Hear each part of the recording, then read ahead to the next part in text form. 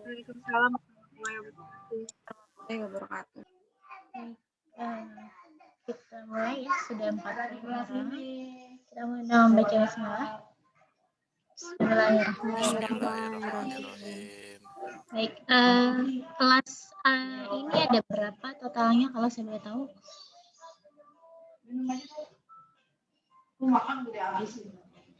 Ada 40, Ibu. Ada 40 ya, berarti kurang satu lagi ya. Apa-apa ya, kita mulai saja karena sudah jam 10.50.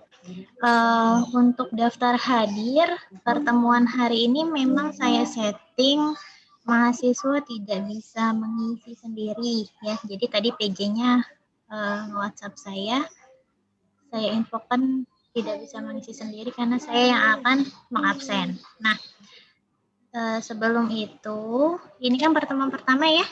Pertemuan pertama kita di mata kuliah penulisan ilmiah semester genap angkatan 2020. Benar ya?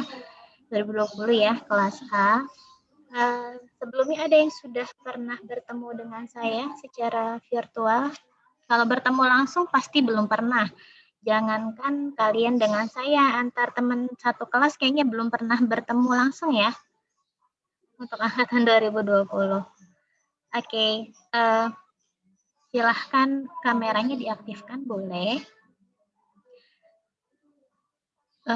Ada yang sedang di jalan? Ya, saya ingin menginformasikan terlebih dahulu supaya nanti tidak ada salah pahaman atau miss ya di antara teman-teman angkatan 2020 kelas A ini dengan saya.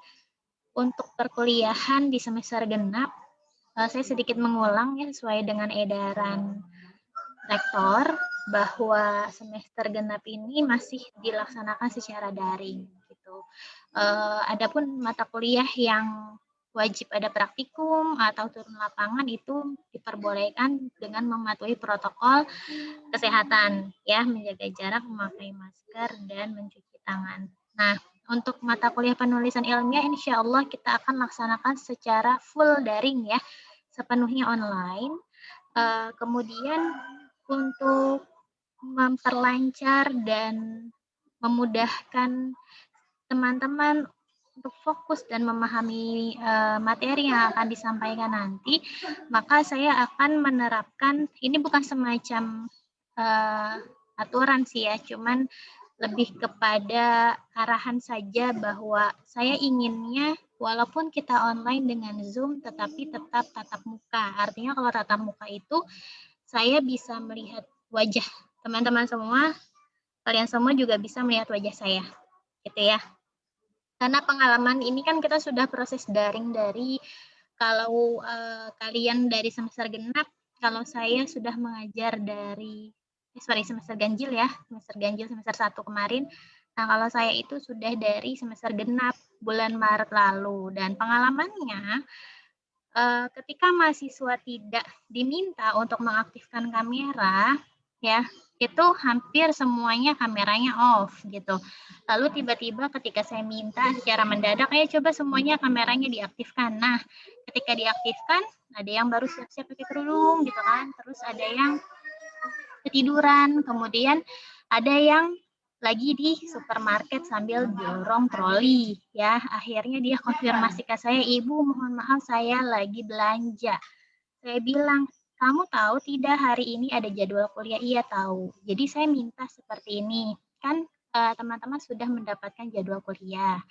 Ya, tolong dikondisikan gitu. Kalau memang punya kepentingan lain, tolong dijadwalkan di luar jam kuliahnya. Jadi saat jam kuliah tetap ada di rumah ya, tetap ada di rumah. Saya tidak wajibkan pakai laptop, nggak apa-apa pakai handphone kalau memang laptopnya nggak ada. Tapi tolong dikondisikan kamu ada di ruangan yang nggak noisy, nggak berisik gitu ya, bisa fokus mendengarkan materi. Karena gini, bukannya ini dosen ketat banget sih, bukan. Kan kalian sudah bayar ya untuk kuliah kan bayar ya. Nah, jangan sampai uang yang kalian bayarkan itu nggak dapat apa-apa nih kaliannya gitu. Cuman formalitas yang penting gue absen, yang penting gue hadir kuliah gitu. Cuman nggak begitu paham dengan apa yang dijelaskan sama dosennya. Nah, salah satu cara untuk menjaga fokus teman-teman saat online, karena saya nggak bisa negur langsung. Saya nggak bisa nyolek kalian yang ketiduran, nggak bisa saya bangunin gitu kan. Beda sama di kelas. Kalau di kelas ada yang tidur, saya bangunin gitu. Cuman kalau di rumah masing-masing kan rada susah. Cuman paling tidak untuk menjaga fokus, tolong kameranya aktif ya. Kameranya aktif. Jadi kalau misalnya di pertemuan berikutnya, kalau saya sudah aktifkan kamera, tolong otomatis langsung semuanya juga aktifkan kamera. Di sini masih ada beberapa yang belum aktifkan kamera. Ada Fahmi, belum aktif kameranya, apakah mendengar suara saya? Lalu ada Muhammad, siapa nih ya? Muhammad siapa ya? Kelihatan cuma kayak ada batang-batang pohon, tapi wajahnya nggak ada. Kemudian Muhammad, coba saya cek dulu. Muhammad Kowi. Ada Muhammad Kowi? Ya, Bu. Iya, wajahnya saya belum bisa melihat. Bisa Bentar, digeser. kameranya ini, Bu. Kenapa? Agak bermasalah, kemarin jatuh laptopnya. Oh gitu. Ntar saya pakai kamera HP coba, Bu. Iya, pakai HP aja nggak apa-apa ya. Pakai HP. Terus ada lagi yang belum aktif.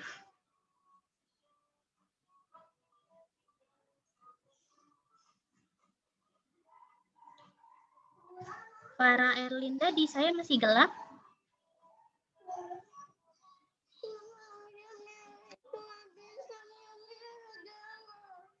Coba dicabut sini, bawah sini. Para Erlinda. Halo. Para. Nah, jadi orang rumah juga tahu nih kamu lagi kuliah, kamu rapi, pakai kerudung gitu ya, aktif kamera, orang tua juga pasti senang melihat anaknya fokus kuliah. Bentar ya.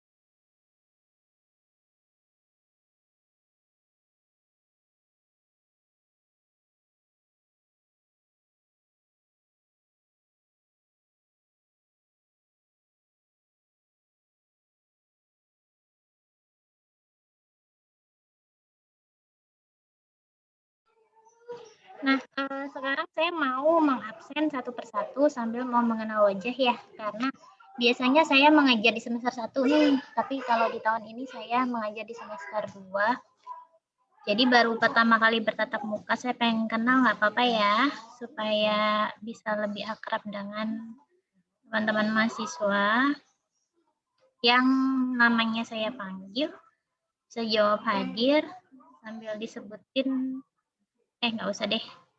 Nggak usah disebut. Yang lain bisa tulis nama panggilannya siapa di kolom chat. Sebentar saya bikin template-nya dulu. Nama panggilan, kemudian sekolah asalnya, kemudian sama tempat tinggal.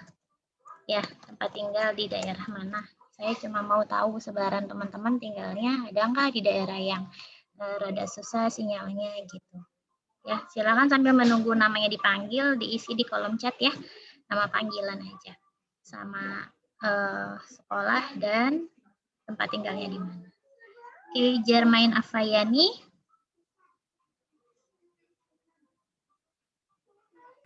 Iya, Bu. Panggilannya siapa? Jermain boleh, Bu. Kalau Jermain. Oke. Afan. Saya kira perempuan. Nama kamu di e-learning cuma 2 kata nih. Ya, Afan Yani-nya digabung. Nanti bisa konfirmasi ke bagian akademik ya kalau namanya dipisah. Karena takutnya nanti keterusan sampai akhir semester di ijazahnya salah gitu ya. Dikonfirmasi aja, Mbak, nama saya 3 kata gitu, bukan 2 kata gitu ya. Terus Muhammad Agnan Adil. Hadir, Bu. Ada? Hadir, Bu. Asti Al-Hikmah. Hadir, Bu. Asti ada? Ada, Bu. Boleh raise hand nggak supaya kelihatan? Oke, kelihatan ya. Aisyah Alawiyah. Hadir, Bu.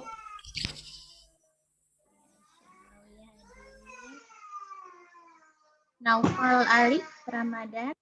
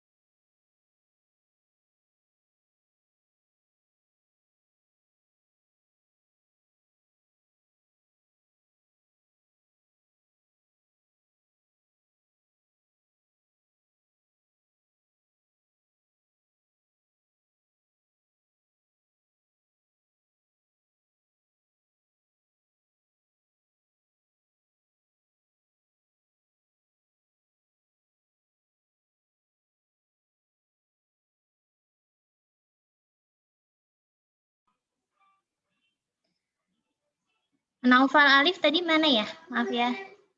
Tadi ada gangguan sedikit. Naufal? Naufal nggak ada? Oke. Nurul Alifah? Hadir, Bu. Nurul Hadir, Bu. Hadir. Nova Alfiani. Hadir, Bu. Fitri Anggraini. Hadir, Bu. Alvira Aulia Sinta. Hadir, Bu. Aneliano Bintang Kusuma Ramadan. Hadir, Bu. Kamu lagi di mana? Lagi jenguk saudara, Bu. Pertemuan berikutnya stay di rumah ya, kalau jam kuliah ya. Iya, Bu. Maaf, Bu. Oke, Fahmi Dian. Fahmi Dian. Hadir, Bu. Nah, nama lengkapnya gimana bacanya? Soalnya di sini Diandra ya, Diandra Haryono ya. Oh, iya. Iya, nah di sini Fahmi namanya Diandra digabung. Haryono. 3 kata kan berarti. Fahmi Diandra Haryono. Iya. Oke. Anisha Dwi Rahmawati. Hadir, Bu. Oke. Farah Erlinda Putri. Hadir, Bu. Oke. Muhammad Faisal Adani. Hadir, Bu. Oke. Fatima Fazkia. Hadir, Bu. Hadir. Faiza Hukma Sabia. Hadir, Bu. Elia Husnawira. Hadir, Bu. Elia. Dinda Irli Rahmania Pratiwi. Hadir, Bu.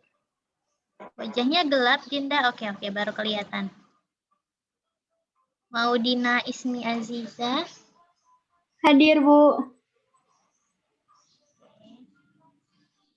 Khairun Nisa. Hadir, Ada Khairun Nisa? Hadir, Bu. Mana ya? Khairun Nisa. Ada, Bu. Coba di raise hand bisa nggak? Saya nggak nemu nih. Khairun Nisa.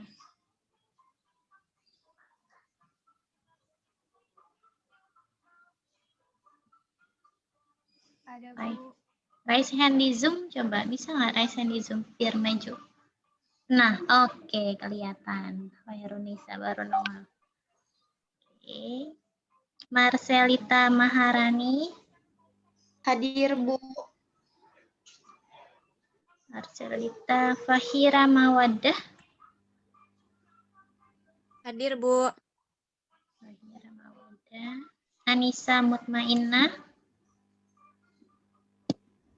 Bu. Oke. Aisyah Nabila Putri. Hadir, Bu. Oke.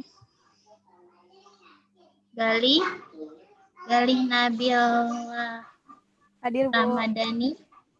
Panggilannya siapa? Nabila. Nabila ya. Oke. Ya.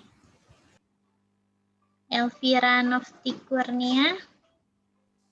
Hadir, Ibu. Oke.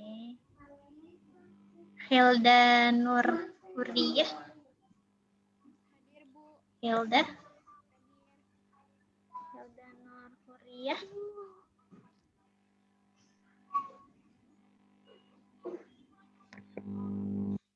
Gak ada. Gita Nurwulan. Kenapa? Hadir, Bu.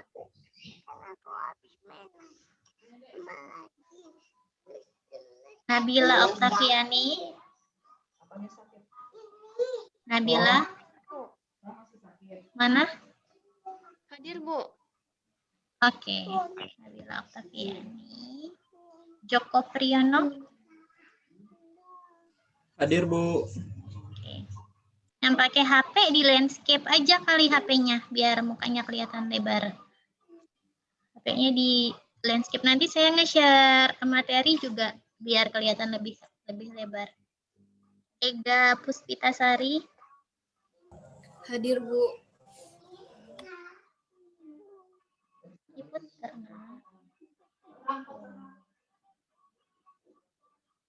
Andini, siapa nih? Putri Fitriani. Andini Putri ada? Andini. Hadir, Bu. Oke. Kameranya ketutupan resleting kayaknya tuh. Andini. Muhammad Kowi, Rizky Akbar.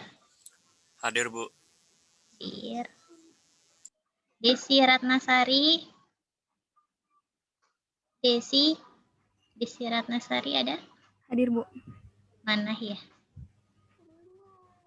Oke.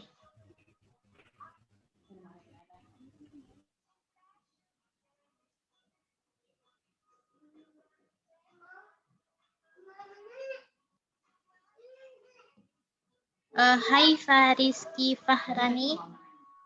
Farhani, sorry. Farhani ya. Diva Rizky Arifah. Hadir, Bu.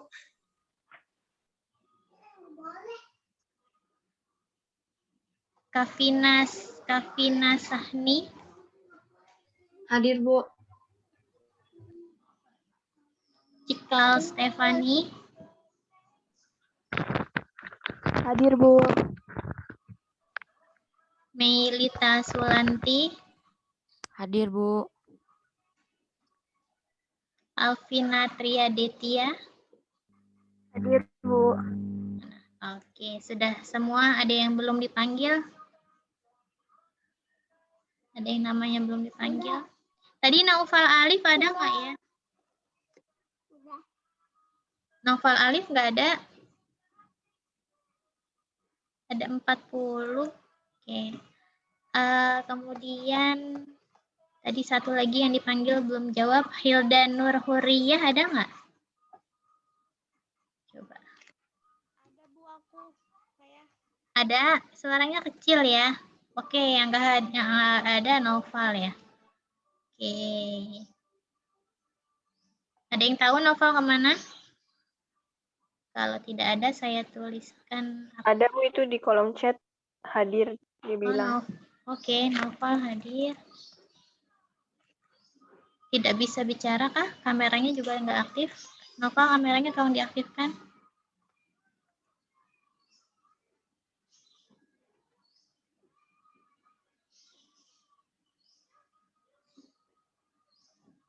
Oke, lagi di jalan ya Nova?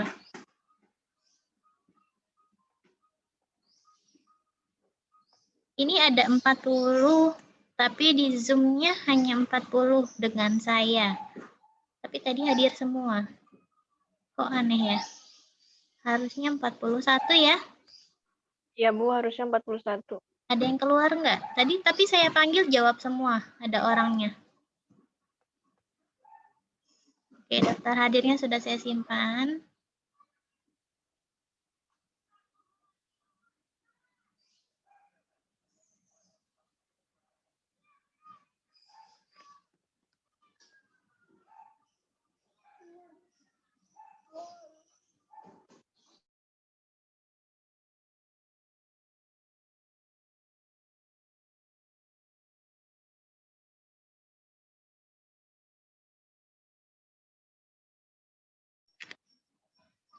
Nabila, gelap di saya.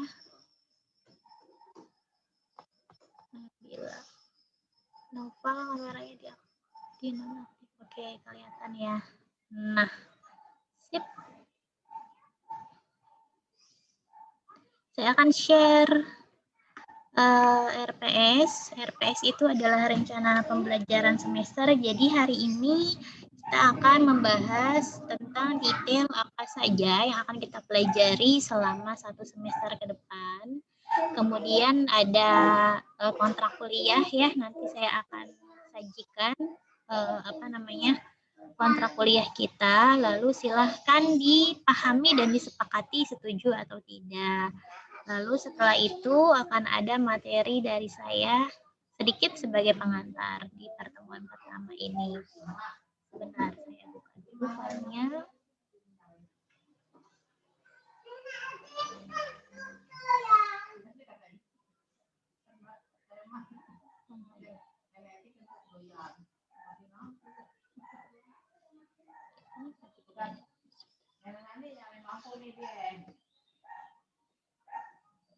Oke, nah ada satu hal yang ingin saya sampaikan terkait dengan jadwal kita ya. Kemarin kan sempat berkomunikasi dengan PJ-nya, jadwal kita seharusnya hari Selasa ya. Kalau tidak salah ya, hari Selasa. Kemudian saya meminta diganti di hari ini jam 10.40.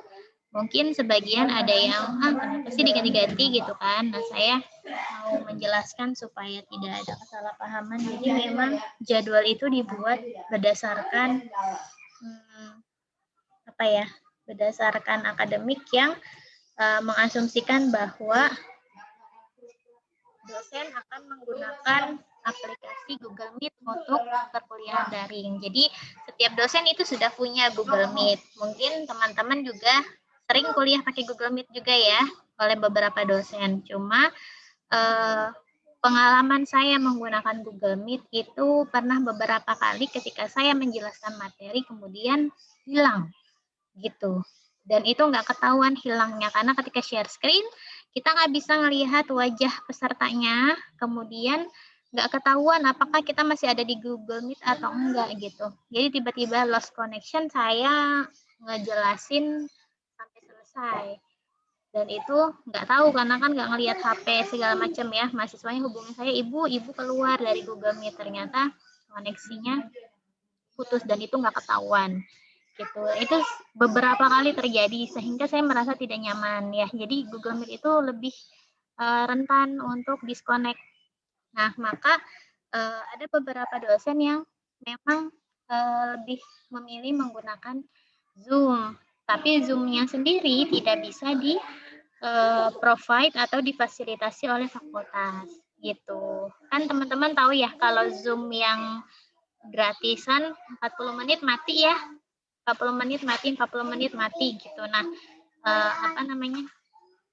jadi dosen-dosen itu ada punya akun Zoom yang dipakai bareng-bareng. Nah, kebetulan saya dapat jadwalnya di jam ini. Jadi mohon sedikit pemahamannya ya tentang perpindahan jadwal kuliahnya.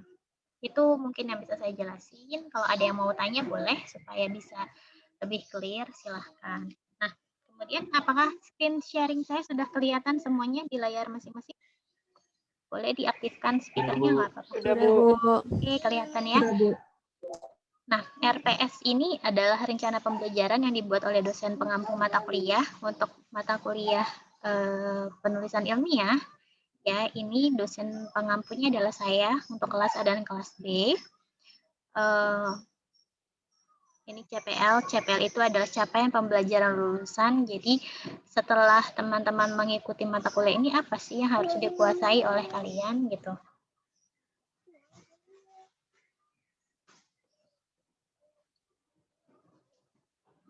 Nah, ini sikap, pengetahuan umum dan keterampilan umum serta keterampilan khusus itu bisa dibaca saja karena ini ada di dalam kurikulum, cuma detailnya adalah di CPMK.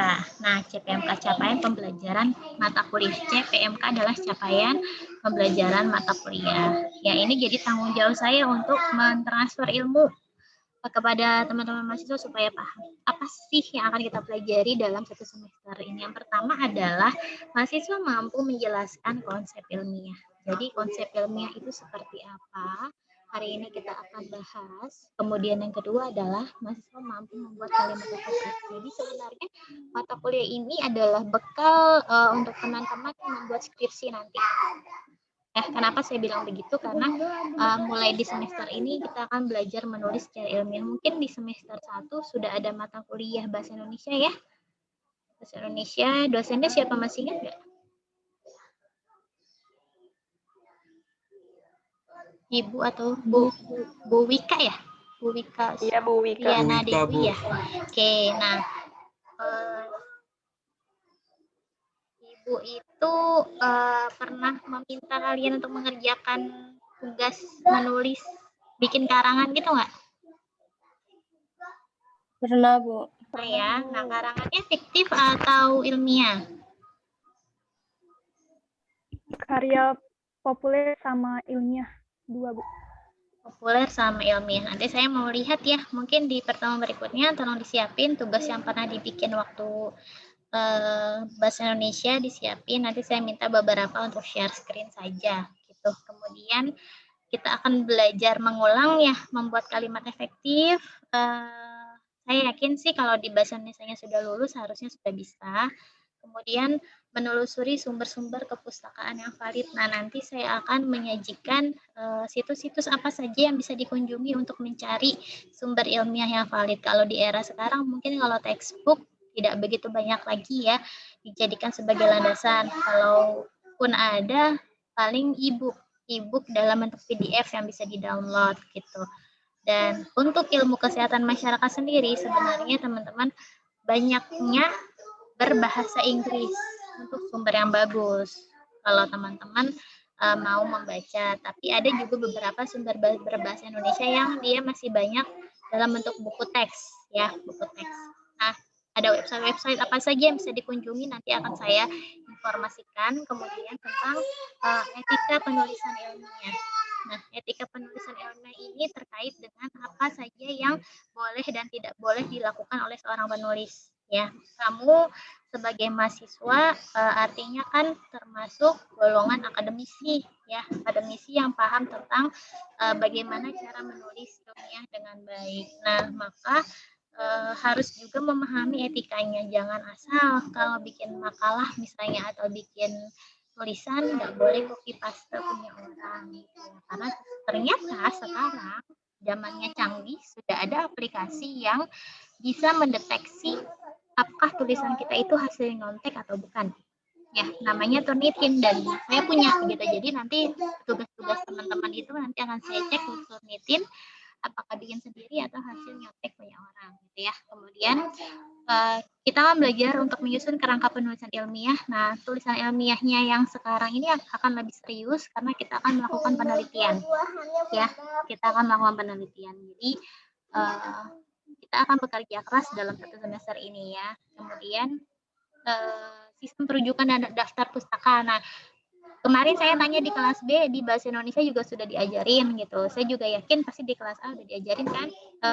Sudah belajar bagaimana sistematika daftar pustaka dengan metode Harvard, sudah? Sudah, Bu. Vancouver, sudah Vancouver?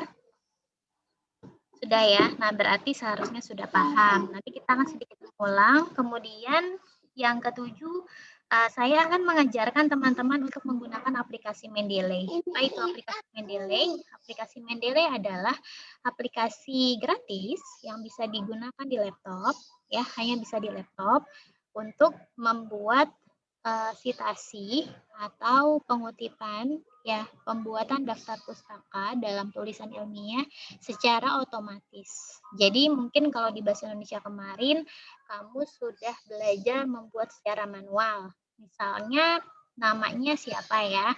Misalnya nama saya nih Istiana Sururi. Tahun tulisannya itu tahun 2020 misalnya. Nah, namanya kan dibalik ya kalau sistem Harvard ya, nama belakang dulu gitu kan.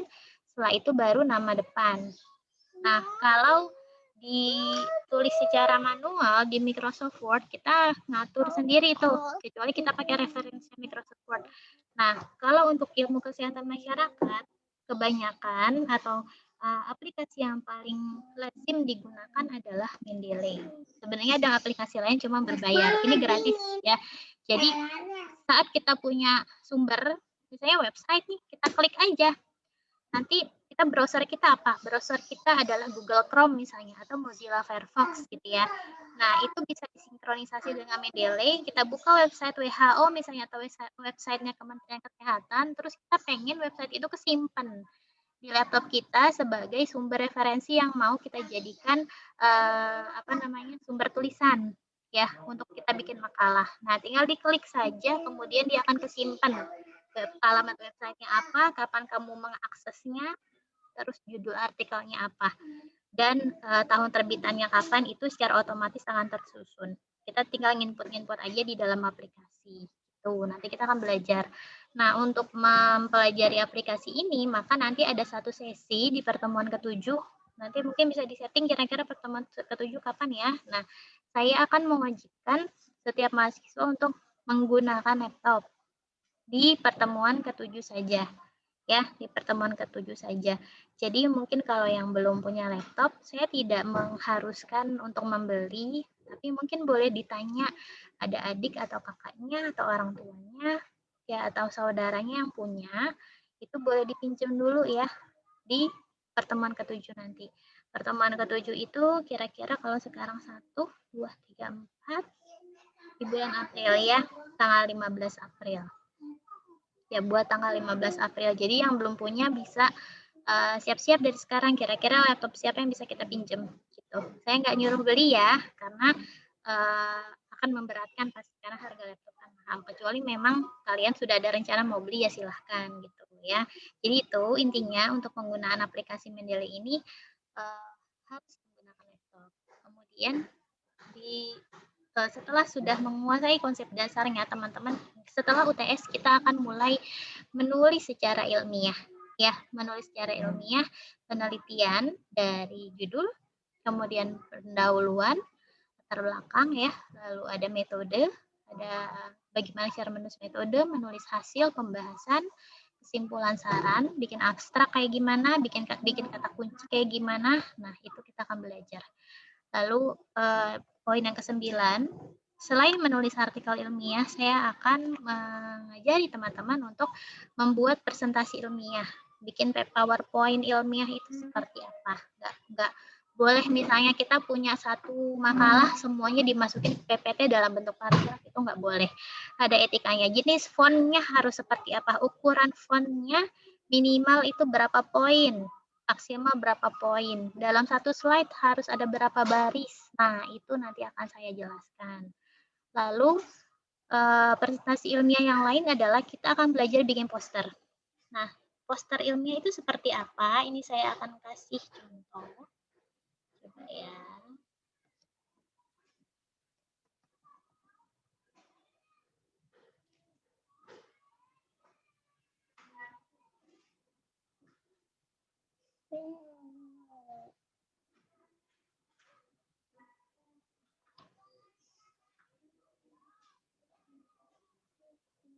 Apakah terlihat? Terlihat di layar? Sudah, Bu. Udah ya? Udah, Bu. Nah, ini contoh poster yang pernah saya buat, sederhana, ada template ya. Jadi nggak mesti jago desain, nggak mesti jago Corel Draw, nggak mesti jago Canva, misalnya buat bikin poster ini. Tapi saya yakin anak-anak zaman sekarang buat ngedesain-desain, ngedit-ngedit itu jago ya, lebih jago daripada angkatan-angkatan sebelumnya. Nah, ini contoh poster yang saya buat waktu saya mempresentasikan poster di Korea Selatan. Ini di tahun 2014. Jadi dulu saya pernah mendapatkan beasiswa menghadiri konferensi internasional di Seoul, Korea Selatan. Dan apa yang saya presentasikan ini hasil skripsi saya. Dulu zaman S1 ya, lama. S1 tahun 2013 atau 2014 gitu. Beberapa tahun yang lalu. Nah, ini contohnya ya, nanti kita akan bikin kayak gini ya.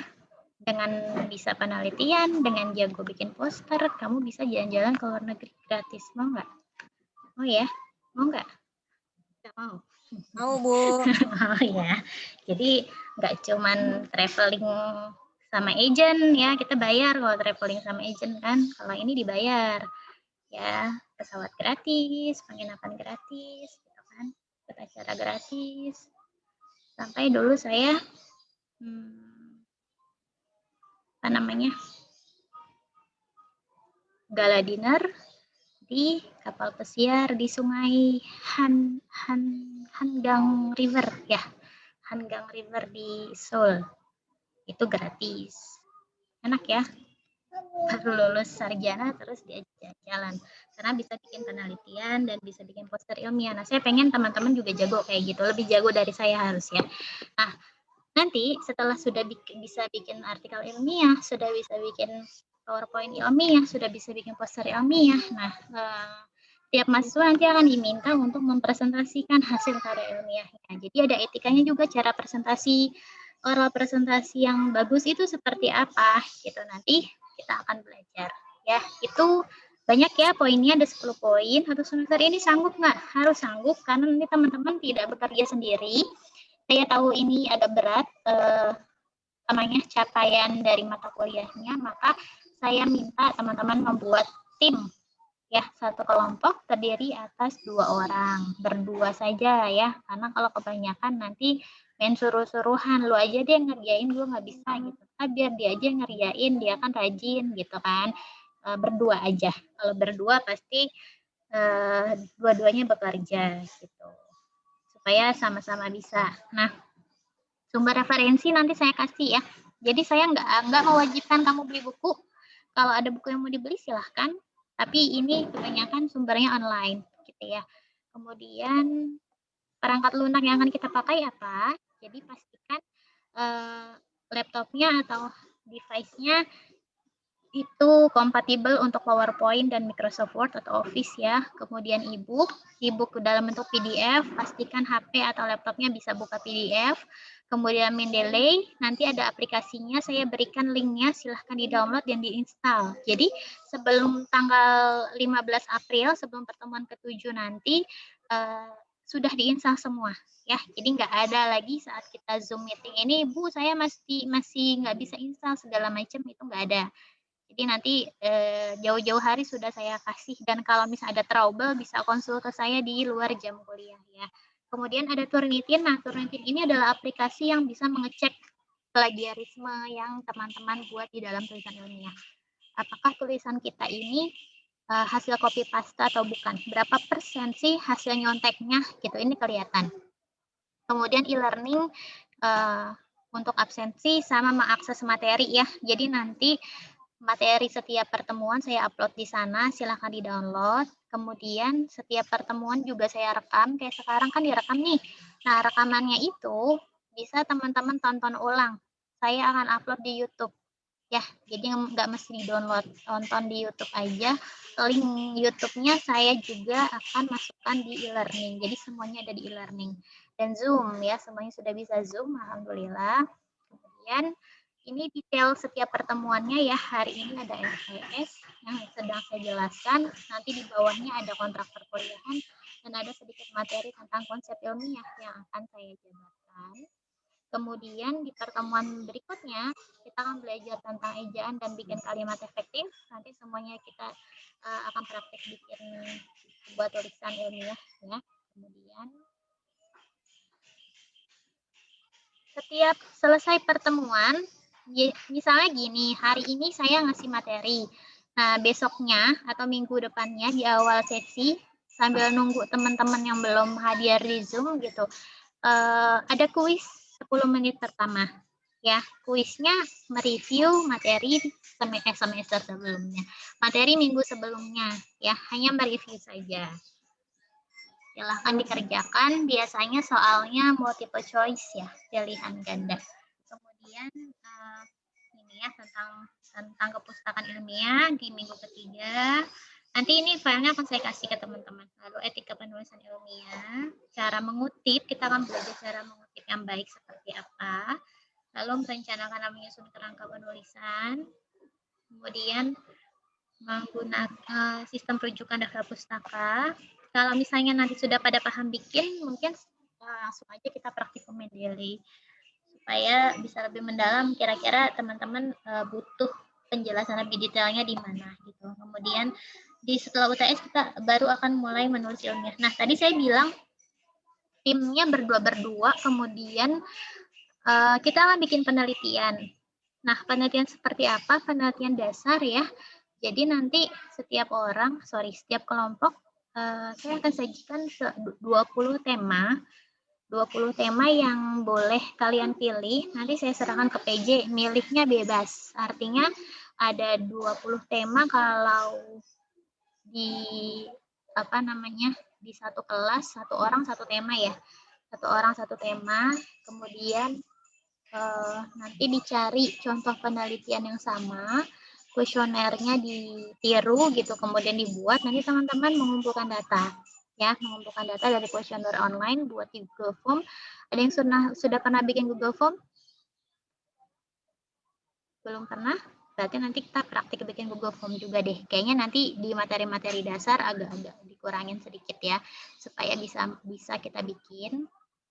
Kemudian dari hasil survei kita itu kita masukkan ke dalam artikel ilmiah kita ya. Artikel ilmiah kita dari judul, pendahuluan, kemudian metode, kemudian hasil pembahasan, kemudian penutupan ya, acknowledgement, referensi, kesimpulan sarannya ketinggalan nih, kesimpulan saran, dan abstrak, gimana cara bikin abstrak, segala macam. Nah, ini semuanya akan dibimbing oleh saya di setiap sesinya. Jadi progresnya kalian per minggu gitu ya. Nanti UTS-nya kelewat. UTS-nya itu soalnya pilihan ganda ya. Enggak akan sulit, insya Allah, tapi jumlah soalnya sekitar 40 sampai 50 soal. Cuma di akhir nanti nggak ada UAS, ujian tulis, ujian akhirnya nggak ada soal-soal PG lagi. Ya, tapi ujian akhirnya bentuknya lain. Nah, nanti teman-teman itu sudah bikin artikel ilmiah, kita bikin PPT, kita bikin poster, kayak tadi contoh poster saya, kemudian kita praktik presentasi ya, ada dua minggu untuk presentasi. Kemudian di UAS-nya saya cuma minta nanti hasil penelitian teman-teman, abstraknya itu disajikan atau dikirimkan ke acara seminar nasional ya, jadi berbahasa Indonesia. Saya nggak minta internasional. Kalau misalnya ada yang berani masukin ke acara internasional itu nggak apa-apa. Seminar nasional atau konferensi nasional yang nantinya bisa dipresentasikan secara oral maupun secara poster gitu. Nah, bukti pengiriman kalian, pengiriman abstrak by email ya ke panitia acara seminar nasionalnya itu nanti akan dijadikan nilai UAS oleh saya. Tuh. Ya. Jadi, nah di sini maka tugas atau tagihannya nanti outputnya adalah setiap kelompok membuat artikel ilmiah, ada satu PowerPoint, presentasi, dan ada poster yang dibuat. Kemudian penilaiannya, ini proporsinya seperti ini. Tugas akhirnya 3 yang tadi, 40%. Ya, kalau dari nilai 100, dia dapat nilai 40.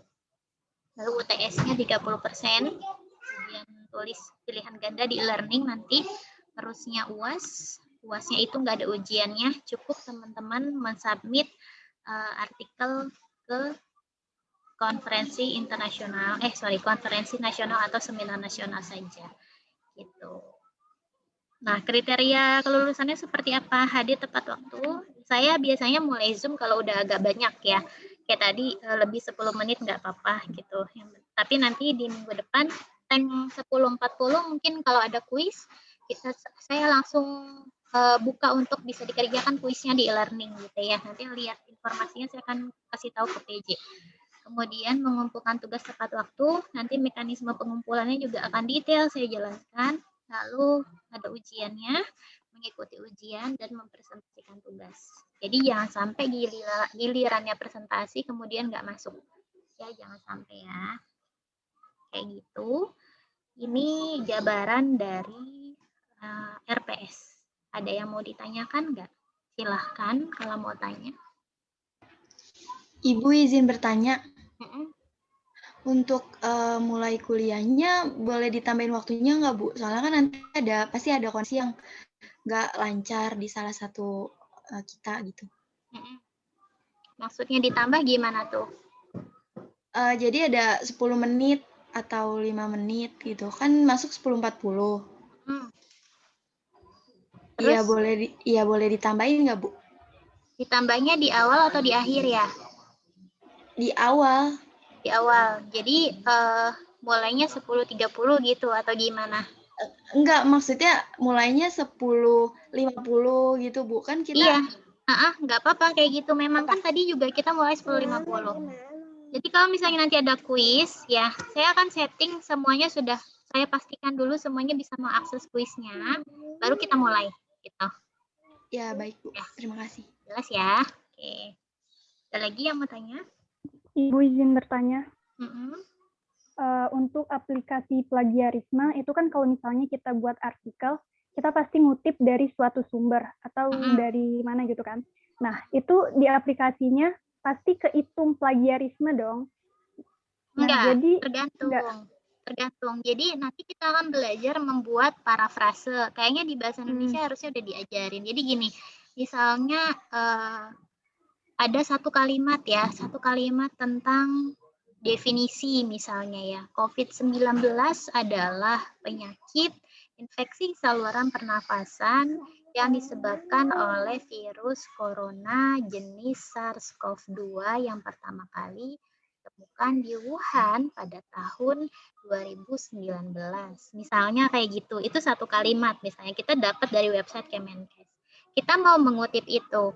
Nah, saat kita mengutip, kita harus memparafrase. Apa sih parafrase? Parafrase itu adalah kita menuliskan ulang inti yang ada di dalam kalimat yang mau kita kutip, tapi nggak boleh sama persis urutannya plek gitu ya, 100% mirip dengan tulisan aslinya.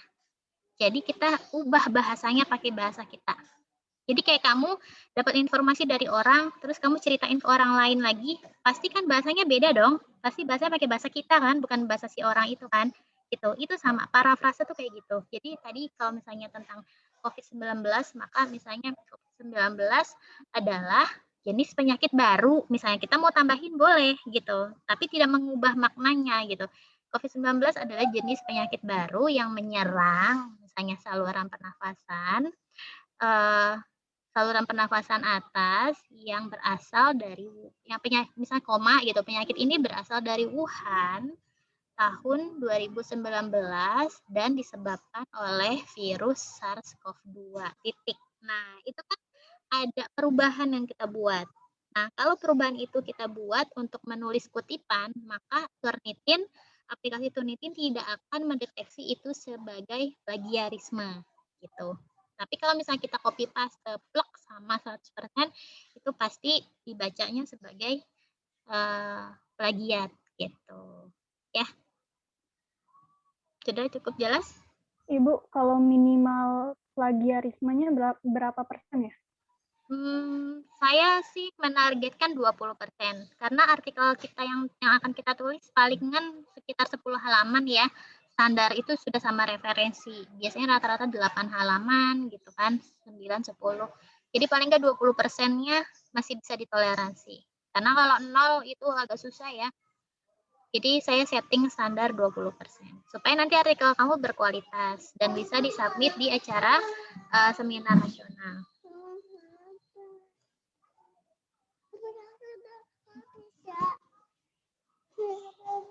Gimana, ada lagi yang mau ditanya? Sudah Bu, sudah cukup jelas. Oke ya. Terima kasih. Sama-sama. Kemudian ada pertanyaan lagi nggak? Ibu maksudnya di submit ke seminar nasional itu gimana, Bu? Kita mengikuti ajang untuk buat artikel ilmiah atau gimana?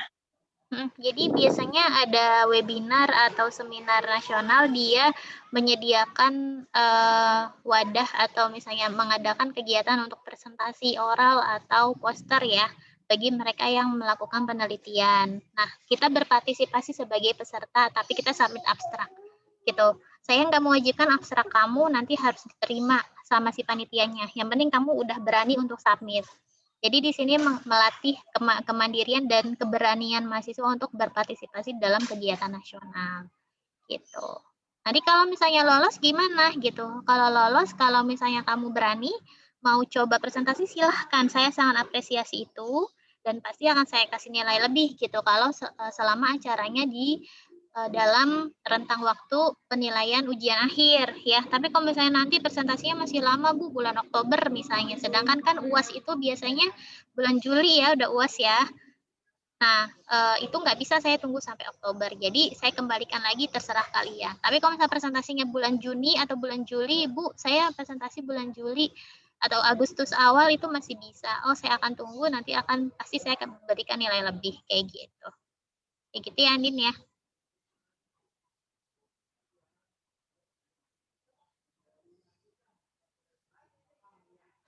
Ada lagi kah? Ya, mau tanya? Sudah cukup jelas. Untuk pembagian kelompok saya nggak akan milih. Silahkan teman-teman pilih sendiri cocoknya sama siapa, karena ini tugas sepanjang semester gitu. Jadi kalian akan bekerja sama selama 1 semester sama temennya, maka tolong dipilih yang memang enak diajak kerja sama gitu ya. Jangan sampai nanti karena masalah komunikasi sama teman kelompok terus tugasnya terkendala gitu. Oh, Bu, saya nggak bisa ngerjain karena teman saya nggak mau bantuin. Nah, itu saya nggak mau. Jadi silakan dipilih aja ya, sesuai dengan kesepakatan. Nah, kemudian topiknya, nah kita akan belajar melakukan survei deskriptif. Jadi teman-teman, kalau kelas C itu ada berapa orang ya?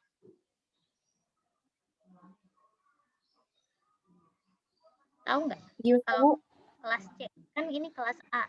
Kelas B 40, kelas C berapa ya? Tahu nggak? Kurang tahu, Bu. Biasanya kalau ada penambahan di kelas C ditambahin gitu, Bu. Jadi kurang gitu. tahu. Sekitar sama kali ya, 40-an juga. Nah, jadi ini kelihatan nggak di layar? Kelihatan, Bu. Kan ya. Nah, ini adalah gambaran judul-judul atau tema atau topik artikel yang akan teman-teman tulis ya. Silahkan dipilih. Itu kan nanti ada 20 kelompok, satu kelompok satu. Nah, dikocok nggak masalah, silahkan. Nanti survei yang akan kita lakukan itu by online. Saya minta teman-teman nanti cari contoh kuesioner yang sudah pernah dipakai orang, boleh di bekas skripsi orang atau di mana, tapi nanti unjukin dulu ke saya, Bu, kayak gini, bisa nggak saya pakai atau bisa nggak dipakai oleh kelompok gitu ya. Ketika saya sudah ACC baru silahkan dipakai. Nanti kita akan sama-sama belajar menginput menggunakan Google Form. Ya, Google Form, kita melakukan survei sederhana. Surveinya ke siapa? Nah, nanti yang mengisi adalah pilihannya 2. Kamu bisa sebar ke teman angkatan, kelas A, kelas B, kelas C, ya. Minimal jumlah orang yang mengisi 50 ya. Nanti saya setting 50. Nanti ketentuan detailnya akan saya informasikan lagi. Atau kalau tidak menyebar ke teman-teman angkatan, boleh disebar ke teman SMA yang dulu. Teman SMA kamu ada berapa orang? Ya, boleh disebar ke teman-teman SMA. Tapi nggak boleh dicampur. Maksud saya, kalau teman SMA ya udah teman SMA aja. Kalau sasarannya teman angkatan yang sekarang, teman angkatan yang sekarang aja. Itu saya bebaskan. Tapi nanti dilapor dulu ke saya, Bu, kelompok saya maunya nyebarnya ke teman SMA aja gitu. Atau maunya ke teman angkatan aja, itu silahkan, saya bebaskan ya.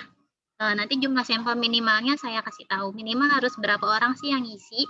Nah, hasil yang isiannya nanti kita akan sajikan di dalam artikel ilmiah gitu ya teman-teman ya. Nah, ini topiknya nanti akan saya share ke PJ. Nanti PJ silahkan ditentukan ya di luar kelas mau dikocok atau mau milih sendiri, biar adil kayak gimana, silahkan.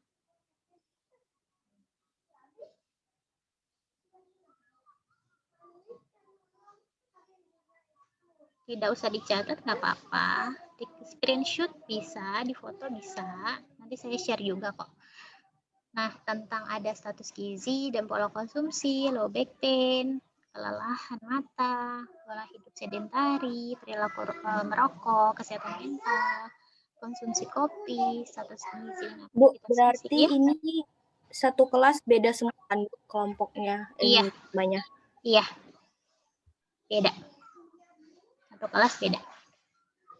Karena kan ada 20 kelompok ya. Jadi satu kelompok, satu tema. Beda-beda.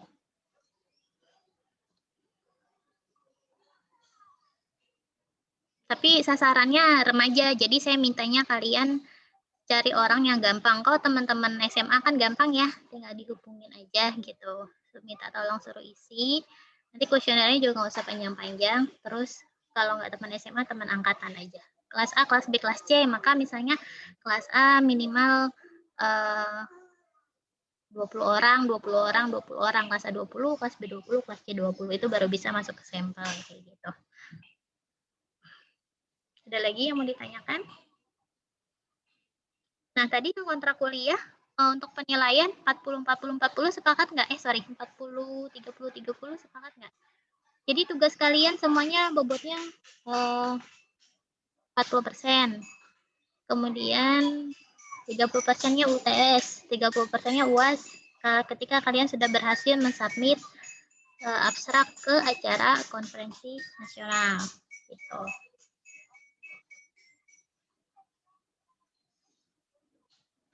Jadi nanti tiap minggu berprogres ya, kita pelan-pelan ngerjain. Maka kalau ada materi yang dasar kira-kira sudah dapat di bahasa Indonesia, kita nggak akan ngulang lama-lama, langsung dipercepat aja. Gitu. Sambil saya cicipin cara bikin kuesioner di Google Form gimana sih gitu ya. Dan jangan khawatir kalau misalnya nanti masih ada yang kurang paham, boleh ditanya, atau kalau video rekamannya mau ditonton ulang ada di YouTube gitu ya.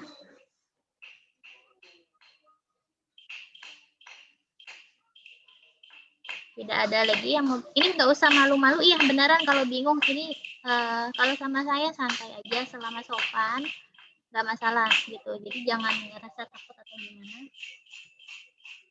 Saya dulu alumni Kesmas juga, UMJ ya, masuk tahun 2009 kamu kelas berapa tuh? SD kayaknya, Bu. SD ya.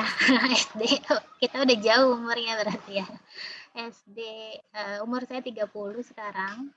Dulu 2009 saya ngambil S1, lulus 2013 di UMJ Kesmas juga kayak teman-teman semua, jadi saya bisa ngerasain gimana. Terus 2014 saya lanjut S2 di UI, lulus 2016, jurusannya epidemiologi ya, Fakultas Kesehatan Masyarakat UI, tapi ngambilnya epidemiologi. Lulus 2016 langsung diminta mengajar lagi di UMJ gitu. Jadi dari 2016 sampai sekarang saya jadi dosen. Kalau ada yang mau tanya-tanya silahkan, nggak masalah ya, ngejapri saya juga nggak apa-apa. Terus kalau tidak ada pertanyaan lagi, oke, ada yang angkat jemuran. Oke.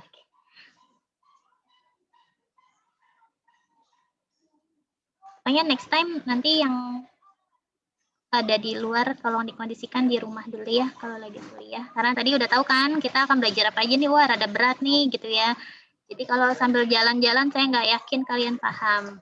Terus tadi ada PowerPoint yang mau saya share sedikit saja tentang kenapa sih penting banget nulis gitu. Jadi gini teman-teman, kalau misalnya kita udah terbiasa menulis ilmiah, nanti skripsi itu kan banyak yang ditulis ya gitu. Walaupun masih jauh nanti di semester 8, tapi ini pembekalannya kalian dari awal.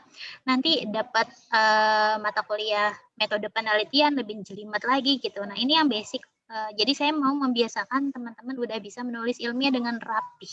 Karena masih banyak kakak-kakak kelas yang kalau nulis itu ejaannya masih berantakan gitu.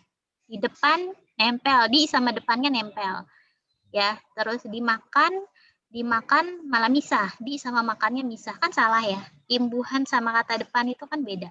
Nah, yang kayak gitu-gitu tuh masih keliru gitu. Saya pengen nanti ketika kalian sudah di semester akhir, jangan sampai kesalahan-kesalahan sepele kayak gitu masih dilakukan. Gitu. Terus bikin sitasi pakai Mendeley pada belum bisa gitu kan. Nah, ini Mendeley ini baru diajarkan itu di angkatannya Bondan yang udah lulus ya. Angkatan yang baru lulus tahun kemarin, nah itu juga saya sisipin di mata kuliah lain. Tapi kalau di penulisan ilmiah tuh di angkatannya siapa ya? Yang sekarang semester 8 kayaknya tuh. Angkatan pertama yang dapat mata kuliah penulisan ilmiah. Sebentar, saya mau ngasih gambaran tentang kenapa pentingnya ya sitasi ilmiah. Nah, ini dia. Nah, sebentar. Jadi kalau mau ada yang tanya, jangan takut ya. Kalau yang bingung-bingung, mendingan ditanya daripada bingung sendiri. Nih, konsep penulisan ilmiah.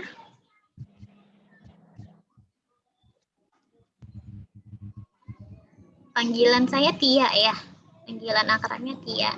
Jadi kalau mau manggil, nama panggilan saya aja nggak apa-apa.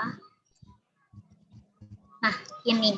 Karena kita mahasiswa Muhammadiyah, maka dulu waktu saya pertama kali jadi dosen, saya diwawancara sama PPH Muhammadiyah di Rektorat, Bapak Husni Toyar, beliau itu senior di Persyarikatan Muhammadiyah. Orangnya bijak, wise gitu ya. Ditanya, kenapa kamu mau jadi dosen gitu. Terus saya bilang dulu saya S1 di UMJ itu dapat beasiswa teman-teman. Saya full nggak bayar ya. 4 tahun saya nggak bayar full. Gratis gitu. Cuman bayar apa ya dulu? Bayar skripsi doang kalau nggak salah 400.000. Terus saya bilang ya saya mau mengabdi Pak gitu. UMJ sudah menyekolahkan saya merasa punya panggilan untuk mengabdi kepada UMJ gitu kan saya bilang. Saya nggak mau alasan kamu kayak gitu, kata bapaknya. Kenapa? Karena semua keputusan atau tindakan yang dilandasi dengan rasa hutang budi dengan manusia, itu nanti tidak akan menimbulkan rasa ikhlas. Gitu ya. Jadi, kata bapaknya, ya harus lillahi ta'ala gitu. Jadi ya harus karena Allah kamu bekerja di sini. Jadi, nanti apapun yang didapatkan dan apapun yang diberikan ya ikhlas. Keduanya ikhlas gitu. Nah, satu lagi pesan beliau adalah ketika kamu menjadi dosen di sini, tolong tanamkan dan kaitkan nilai-nilai keislaman dalam setiap mata kuliah yang kamu ajarkan. Gitu kata bapaknya ya. Jadi saya ingin teman-teman paham bahwa mata kuliah yang kita pelajari itu ada loh perintahnya di dalam Al-Quran gitu. Diperintahkan juga loh sama Nabi gitu ya. Jadi nggak cuma ilmu dunia aja nih gitu. Kayak kalau teman-teman lihat mungkin bisa dibuka Qurannya kalau mau lihat ayatnya seperti apa tentang menulis hal-hal yang baik itu ada di dalam firman Allah surat Ibrahim ayat 24 sampai 26 yang mengatakan bahwa ini ya kalimat yang baik itu ibarat pohon yang baik ya akarnya teguh kemudian cabangnya menjulang ke langit. Pohon itu memberikan buahnya di setiap musim dengan seizin Tuhannya. Allah membuat perumpamaan itu untuk manusia supaya mereka selalu ingat Dan perumpamaan kalimat yang buruk seperti pohon yang buruk yang telah dicabut dengan akar-akarnya dari permukaan bumi dan tidak dapat tegak sedikit pun. Jadi di sini digambarkan dua hal, perumpamaan dua hal. Kalau kita terbiasa mengucapkan atau menuliskan hal-hal yang baik, maka yang kita tuliskan yang baik-baik itu akan berbuah ya, manis dan bermanfaat untuk kita dan orang lain gitu. Karena akarnya kuat di bumi, teguh, cabangnya menjulang ke langit, artinya dia meneduhkan bagi orang-orang yang ada di sekitarnya. Nah, kalau kalimat-kalimat yang kita tulis atau yang kita ucapkan itu selalu hal-hal yang buruk, maka itu seperti pohon yang buruk ya. Jangan berbuah, akarnya saja tidak dapat tegak sedikit pun di atas permukaan bumi. Jadi nggak ada manfaatnya. Ya, itu istilahnya. Kemudian ada sabda Rasul juga yang mengatakan bahwa ridul ilma bil kitabi. Jadi Rasul memerintahkan kita saat kita lagi belajar menuntut ilmu itu harus diikat ilmunya dengan menulis. Jadi sepintar apapun orang, setinggi apapun IQ-nya, pasti ada potensi lupa ya. Jadi oh iya ingat gitu. Tapi udah selesai kelas biasanya kan besoknya udah lupa ya. Atau baru tutup Zoom tadi barusan belajar apa ya gitu kan. Nah, gitu. Jadi Rasul selalu memerintahkan kalau kita lagi menuntut ilmu, tulis ya, tulis, jangan malas untuk menulis gitu. Perintah untuk menulis. Nah, dan senada juga atau sama gitu seperti yang disampaikan oleh Imam Syafi'i. Imam Syafi'i itu salah satu ulama fikih terbesar ya dari lima ahli fikih di dunia. Nah, ini beliau berkata bahwa al-ilmu suwaidun wa kitabatu qaiduhu qayyid suyudaka bil hibalil watiqah wa minal hamaqah an tasida wa zalatan wa tatrukaha bainal khalaiqi taliqah. Artinya ilmu itu buruan. Jadi kayak pemburu yang lagi memburu hewan buruan di hutan, udah ditangkap terus habis ditangkap dilepas, dibiarin aja nggak diikat, kira-kira kabur nggak hewannya? Kabur ya. Sama dengan penuntut ilmu. Penuntut ilmu itu lagi cari buruannya apa sih? Ilmunya udah dapet, kalau nggak ditulis ya lupa gitu. Jadi tulisan itu sebagai ikatan, maka katanya ikatlah buruanmu dengan tali yang kuat. Tali yang kuat itu maksudnya apa ya? Nulis dengan tulisan yang baik, yang rapih gitu kan, dan yang mudah dipahami oleh kita. Ya, katanya bodoh kalau engkau memburu kijang, tapi habis diburu kamu tinggalkan terlepas begitu saja. Seperti itu. Nah, apa sih pentingnya budaya literasi bagi generasi sekarang ya? Sudah generasi 4.0, eranya 4.0, pada melek digital gitu kan, melek teknologi. Nah, pentingnya apa? Bagi umat Islam, di era apapun kita berada ya, ayat Al-Quran yang pertama kali turun kepada Nabi, wahyu pertama itu adalah perintah untuk membaca. Ya, itu tahun 600-an Masehi. Coba bayangkan sekarang sudah tahun 2021, artinya tidak lekang di telan zaman perintah untuk membaca itu, karena dengan membaca bisa meningkatkan kemampuan nalar seseorang. Jadi orang pengetahuannya luas dari kebiasaannya membaca. Kemudian ini, sebagai mahasiswa, teman-teman itu kan sudah masuk ke dalam golongan akademisi. Maka tuntutan, kalau orang awam nanya kamu pendidikannya apa? Sekolah kuliah S1, artinya wah pintar dong. Wah tahu etika dong gitu kan. Wah paham ilmunya dong gitu. Nah, itu udah jadi tuntutan di masyarakat, maka nggak bisa kamu jawab, enggak saya mah kuliah biasa aja, nggak bisa kayak gitu. Ya, orang-orang tahu kamu orang berpendidikan, maka ada tuntutan harus bisa menulis. Kualitas tulisan akademik mahasiswa akan terlihat dari kemampuan literasi membaca dan menulisnya. Jadi, ya kalau kamu jarang membaca dan jarang menulis, maka akan ketahuan. Gampangnya adalah status-status media sosial saja. Update story, update WA status, pakai bahasa yang baik gitu ya. Gak usah suka menyindir orang misalnya, atau ketika kita menerima broadcast yang kevalidannya itu masih dipertanyakan, nih bener nggak sih ini hoax bukan sih gitu kan, itu jangan asal di forward aja ke grup yang lain gitu ya, tapi mesti apa di cross check dulu karena itu berkaitan dengan kualitas literasi. Dan yang terbaru adalah hasil surveinya Microsoft. Kalau teman-teman baca di berita atau di medsos itu banyak tersebar bahwa Indonesia merupakan netizen Indonesia adalah netizen yang paling tidak sopan. Percaya nggak? Iya, ada surveinya ya. Kalau nggak salah di Google. Saya mau kasih tunjukin di sini. Sebentar. Itu baru banget.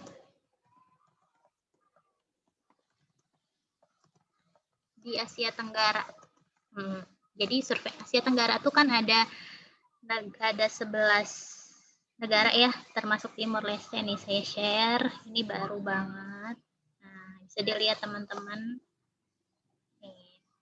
Netizen Indonesia paling tidak sopan se-Asia Tenggara. Ini baru bulan kemarin akhir tahun ya. Kelihatan nggak layarnya? Kelihatan ya? Kelihatan, Bu. Nah, ini ternyata menurut para pakar itu ada berbagai alasan. Salah satunya adalah rendahnya literasi. Ya, ini pakar mana ya? Rendahnya literasi. Jadi ada ada share seorang aktivis wanita yang pebisnis ya yang sukses, Mbak Iim. Ini dia pengamat pendidikan juga. Nah, mana ya? Nah, ini dia ngepost. Nah, netizen Indonesia paling tidak sopan se-Asia Tenggara. Coba lihat. Kita sebagai warga negara harusnya merasa tersindir gitu. Dia menyebutkan karena ini. Nah, padahal dulu kita belajar PPKN gitu ya, pendidikan Pancasila, KWN gitu di sekolah kan. Indonesia terkenal orangnya ramah-ramah gitu kan, ada lagunya juga ya. Wah ternyata sekarang kondisinya nggak kayak gitu. Coba kamu lihat di medsos, yang paling jago ngebully siapa? Ya kan orang Indonesia. Lagi kalau ada kasus-kasus yang sensitif, ngata-ngatain orang tuh paling seneng kayaknya ya. Nah ini coba lihat. Nah, di sini Mbak Iim itu dia berpendapat bahwa sopan santun di internet kaitannya dengan digital literasi, ya, kemampuan membaca, memahami, memproses dan mengevaluasi informasi di internet sehingga tidak gampang kena hoax dan disinformasi. Ini coba lihat. Nah, tahun ini ya dari Global World Digital Competitiveness Index menyebutkan digital literasi Indonesia peringkat 56 dari 63 negara. Jadi 10 terendah ya, masuk ke dalam ranking 10 terendah gitu. Maka kalau kita sebagai masyarakat yang masuk ke dalam golongan akademisi, jadi tuntutannya itu untuk mengubah itu gimana ya dari kita mahasiswa-mahasiswa yang teredukasi ini harus bisa meningkatkan kemampuan literasi masyarakatnya. Jangan malah ikutan ke bawah sama orang-orang yang tidak berpendidikan gitu. Nah, salah satunya dengan menulis ilmiah ya, karena kalau ilmiah kan berbasis data. Kalau udah landasannya data tuh orang nggak ada yang bisa membantah lagi gitu. Nah itu ya, kemudian bisa membangun tradisi ilmiah yang berkualitas di kampus. Jadi rankingnya kampus juga dipengaruhi oleh kualitas mahasiswanya ya. Kemudian kalau kita biasa membudayakan literasi, rajin membaca dan menulis ilmiah, maka dapat meningkatkan kemampuan nalar, kemampuan kritis. Jadi tadi kita bisa membedakan mana yang benar, mana yang salah, menerima informasi nggak langsung ditelan mentah-mentah, tapi di cross check dulu nih benar apa enggak gitu kan, terus berpikir logis ya. Jadi bisa menalar dengan logis, ini masuk akal nggak sih kayak gini gitu. Terus sehingga apa? Dapat mengurangi kecenderungan plagiarisme. Bisa menghasilkan karya sendiri dari tulisan kita, nggak asal nyontek dari tulisan orang. Nah ini dari PISA, survei dari PISA bahwa ternyata Indonesia punya ranking kategori membaca dari tahun 2000, teman-teman lihat sampai 2012 itu turun dari ranking 39 ke dulu masih 61 ya, masih 61 rankingnya. Ini 2018 ranking 60. Kalau tadi yang dibilang sama Mbak Iim di Instagramnya, kita ranking 56, naik dikit ya. Naik dikit, tapi dari 63, artinya masih 10 terendah ya. Kalau dilihat dari tahun 2000 itu jauh banget turunnya. dari ranking 39 sampai ke ranking 61 jauh banget. Nah ini kita harus berupaya menaikkan lagi rankingnya. Bisa nggak dari kita? Bisa. Ya, kalau kita membiasakan budaya literasi, dan ini dari data Pemprov Jawa Barat bahwa di Indonesia orang yang suka baca itu hanya 1 dari 1.000 orang. Langka ya. Kalau masih kecil ditanya kamu hobinya apa? Main bola, nyanyi gitu kan. Coba cari temen yang hobinya baca paling berapa di kelas. Ada nggak? 1 gitu kan. Dan ternyata itu terbukti gitu ya. Udah aja ya, bentar lagi ya. Kemudian, padahal Indonesia itu punya 25.728 perpustakaan. Perpustakaan nyata, wujudnya ada gitu. Ya, ada kantornya, ada buku-bukunya berjejer gitu ya, nggak cuma di komputer doang. Itu ada 25.700. Tapi ternyata yang suka baca cuma 1 dari 1.000 orang. Sedih nggak sih? Sedih ya.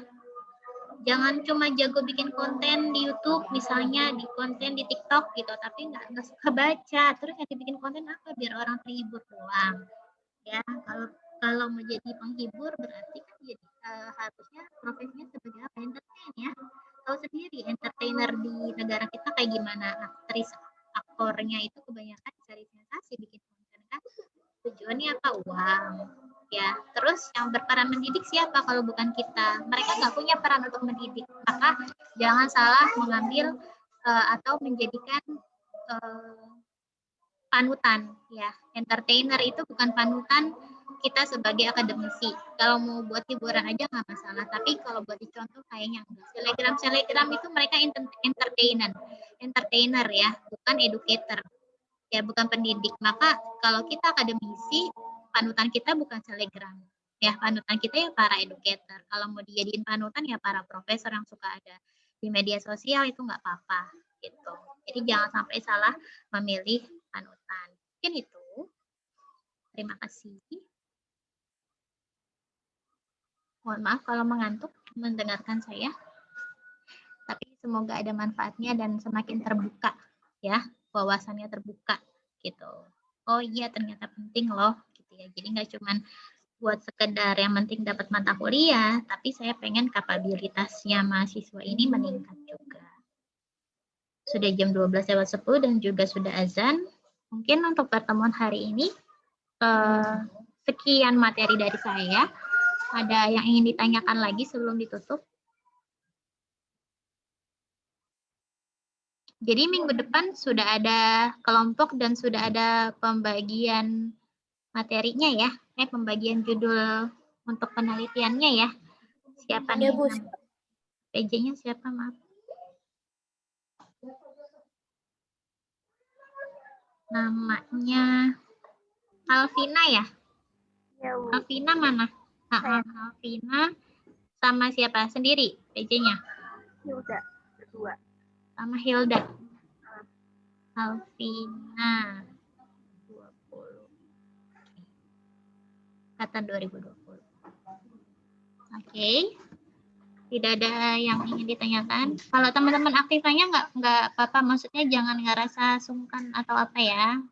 Lebih enak kita diskusi. Jadi nanti jangan kaget kalau saya lagi jelasin materi, ada yang perlu dijawab, saya main tembak-tembak, saya panggil-panggil satu, coba dijawab gitu ya. Jadi standby. Supaya lebih akrab. Kalau mau tanya-tanya ke kakak kelas, kalau Bu Tia ngajarnya gimana sih, emang kayak gitu. Teman bikin deg-degan ya. Oke, terima kasih. Semoga bermanfaat. Kita tutup dengan hamdalah bersama. Alhamdulillahirrahmanirrahim. Alhamdulillahirrahmanirrahim. Dan doa kafaratul majelis. Subhanakallahumma wa bihamdika. Asyhadu an la ilaha illa anta astaghfiruka wa atubu ilaik. Ya, nanti teman-teman silakan sambil di googling contoh penelitian yang judulnya mirip-mirip sama teman-teman, di copy paste saja di Google ya. Judulnya apa nih? Gambaran status gizi, misalnya status gizi remaja. Penelitian tentang status gizi remaja. Ketika di Google contohnya gimana sih? Pengen lihat-lihat aja gitu. Kalau semakin nggak ngerti, semakin bingung, bagus. Artinya kita harus belajar gitu ya. Ya. Setelah sudah, saya tutup ya. Saya izin end meeting. Assalamualaikum warahmatullahi wabarakatuh. Waalaikumsalam warahmatullahi wabarakatuh.